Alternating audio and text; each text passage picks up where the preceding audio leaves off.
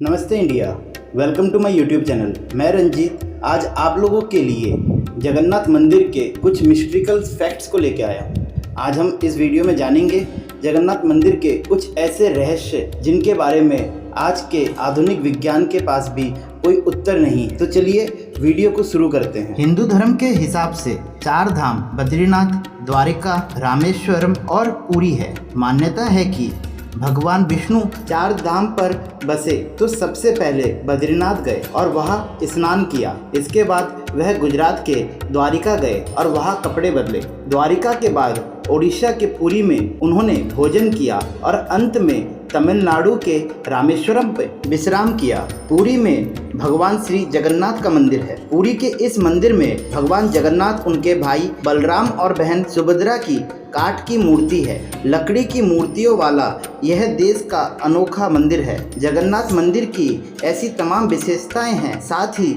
मंदिर से जुड़ी ऐसी कहानियां जो सदियों से रहस्य बनी हुई हैं। मंदिर से जुड़ी एक मान्यता है कि जब भगवान कृष्ण ने अपने देह का त्याग किया और उनका अंतिम संस्कार किया गया तो शरीर के एक हिस्से को छोड़कर उनकी पूरी देह पंच तत्व में विलीन हो गई। मान्यता है कि भगवान श्री कृष्ण का हृदय एक जिंदा इंसान की तरह धड़कता रहा। कहते हैं कि वह दिल आज भी सुरक्षित है और भगवान श्री जगन्नाथ की लकड़ी की मूर्ति के अंदर है। भगवान जगन्नाथ जी का यह भव्य मंदिर पुरी के समुद्र के किनारे स्थित है। मंदिर में प्रवेश करने के लिए एक सिंह द्वार है, जिसके बारे में मान्यता है कि जब तक आप अपने कदम सिंह द्वार के भीतर नहीं रखते हैं तब तक आपको बाहर से समुद्र की आवाज़ सुनाई देती रहती है, लेकिन जैसे ही आप सिंह द्वार के भीतर अपने कदम को रखते हैं समुद्र की आवाज़ आश्चर्यजनक रूप से आपको कहीं नहीं सुनाई देती। भगवान जगन्नाथ जी के मंदिर से जुड़े कई ऐसी बातें हैं जिनके जवाब विज्ञान भी आज तक नहीं ढूंढ पाया है। जैसे मंदिर के ऊपर फहराता ध्वज जो आज भी हमेशा हवा के विपरीत लहराता हुआ दिखाई देता है। जगन्नाथ मंदिर के ध्वज से जुड़ी खास बात यह भी है कि यहाँ इसे प्रतिदिन एक पुजारी ऊपर चढ़कर बदलता है। सालों साल से यह परंपरा चला आ रहा है और आज तक नहीं रुका। पुरी में स्थित भगवान जगन्नाथ के भव्य मंदिर कलिंग शैली से बना है।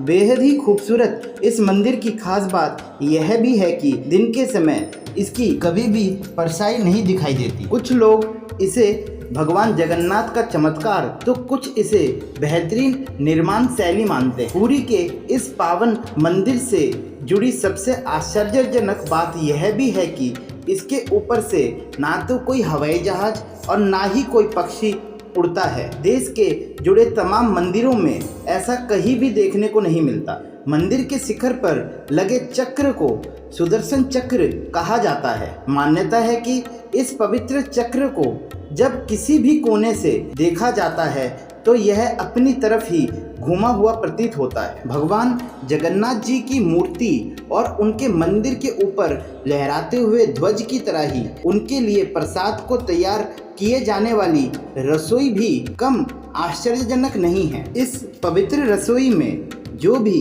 भगवान जगन्नाथ जी के लिए प्रसाद बनाया जाता है वह सारा प्रसाद मिट्टी के बर्तन में तैयार किया जाता है, जिसे पकाने के लिए 7 बर्तन एक दूसरों के ऊपर रखे जाते हैं। और आश्चर्य यह है कि इसमें सबसे पहले ऊपर वाला मटके का प्रसाद पहले पकता है और सबसे नीचे वाला आखिरी में पकता है। इसके अलावा इस मंदिर में जो प्रसाद बनता है वो लकड़ी के चूल्हे पर बनाया जाता है। इस रसोई में 500 रसोइये और 300 उनके सहयोगी काम करते हैं। इस रसोई से जुड़ा एक रहस्य यह भी है कि चाहे लाखों भक्त आ जाएं, कभी प्रसाद कम नहीं पड़ता। लेकिन जैसे ही मंदिर का गेट बंद होने का वक्त आता है प्रसाद अपने आप खत्म हो जाता है, यानी यहाँ प्रसाद कभी भी व्यर्थ नहीं होता। और अब बात करते हैं जगन्नाथ मंदिर के सबसे रहस्यमय चीज के बारे में, जो कि है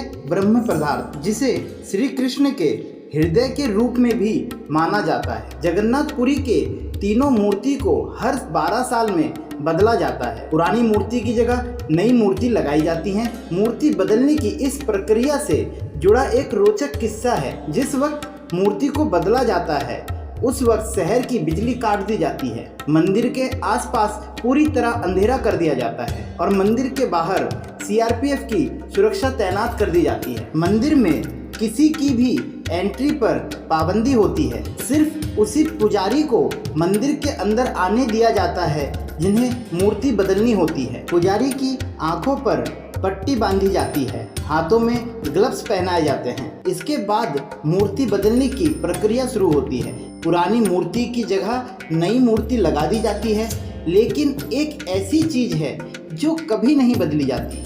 यह है ब्रह्म पदार्थ। ब्रह्म पदार्थ को पुरानी मूर्ति से निकालकर नई मूर्ति में लगा दिया जाता है। तो अब सवाल यह उठता है कि यह ब्रह्म पदार्थ क्या है। इसके बारे में आज तक कोई जानकारी किसी के पास नहीं। बस कुछ किस्से हैं जो मूर्ति बदलने वाले पुजारी से सुनने को मिलता है। यह पदार्थ हर 12 साल में पुरानी मूर्ति से नई मूर्ति में बदल दिया जाता है, लेकिन मूर्ति बदलने वाले पुजारी को भी नहीं पता होता कि वो क्या है। मान्यता है कि इस ब्रह्म पदार्थ को अगर किसी ने देख लिया तो उसकी मौत हो जाती है। कहा यह भी जाता है अगर इस पदार्थ को देख लिया तो सामने वाले के शरीर के चीथड़े उड़ जाते हैं। एक किस्सा यह भी है कि यह ब्रह्म पदार्थ को हमेशा श्री कृष्ण से जोड़कर देखा जाता है। मूर्ति बदलने वाले कुछ पुजारी ने यह बताया कि जब ब्रह्म पदार्थ पुरानी मूर्ति से निकालकर नई मूर्ति में डालते हैं तो हाथों से ही ऐसा किया जाता है। हाँ, उस वक्त हाथों में ग्लव्स पहने हुए होते हैं, इसलिए इस पदार्थ के बारे में ज़्यादा कुछ नहीं बता सकते। पर उस वक्त ऐसा लगता है कि हाथों में कुछ उछल रहा है, जैसे कि कोई खरगोश, कोई ऐसी चीज़ जिसमें जान है। लेकिन हकीकत क्या है ये कोई नहीं जानता। अब सोचने वाली बात यह है कि जब ब्रह्म पदार्थ को निकाला जाता है और उसे नई मूर्ति में डाला जाता है, उस वक्त पूरे शहर की बिजली को काटा जाता है। यानी कि क्या ब्रह्म पदार्थ किसी प्रकार का मैग्नेटिक फील्ड या इलेक्ट्रिक फील्ड क्रिएट करता है? और यह हमेशा दस्ताने के साथ क्यों बदला जाता है? क्या ये किसी प्रकार का कोई मेटलिक या इलेक्ट्रॉनिक इक्विपमेंट टाइप का है और इसे श्री कृष्ण के हृदय के साथ जोड़ा जाता है? क्या ये किसी प्रकार का कोई पेसमेकर है?